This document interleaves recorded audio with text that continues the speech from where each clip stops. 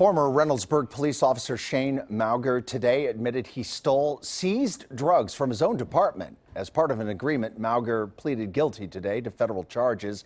NBC4's Ted Hart is live at the federal courthouse right now. Ted, walk us through this plea agreement.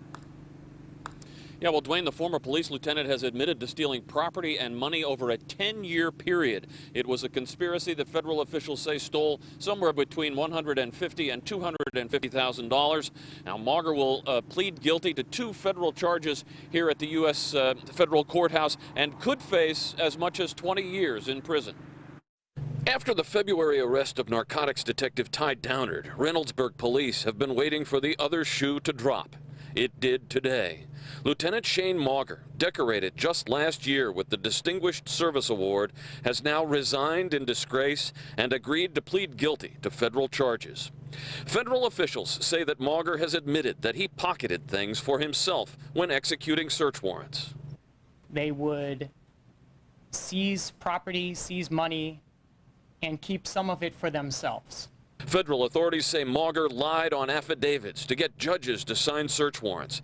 And they say Mauger tried to interfere with the federal investigation as authorities were closing in. Immediately before the execution of a search warrant at the Reynoldsburg Division of Police, removed U.S. currency from a safe in order to impede the investigation. Mauger and Downard frequently worked together on drug cases. 15 pending cases had to be dismissed after Downard's arrest, but County Prosecutor Ron O'Brien says these 2 officers are the exception. There are 32 police agencies here in Franklin County with thousands of officers, and we hope that the misconduct of 2 won't impair the reliability and the credibility of the rest of them.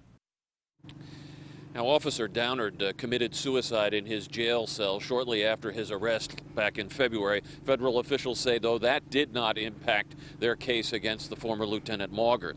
Now, no date has been set yet for Lieutenant Mauger to formally appear here at the U.S. Courthouse to enter his plea and to be sentenced. Live at the federal courthouse, Ted Hart, NBC4. All right, Ted, thank you. We'll be following this case. We'll let you know more about the fallout from the cases worked by Lieutenant Mauger. You can stay with us on air and on NBC4i.com.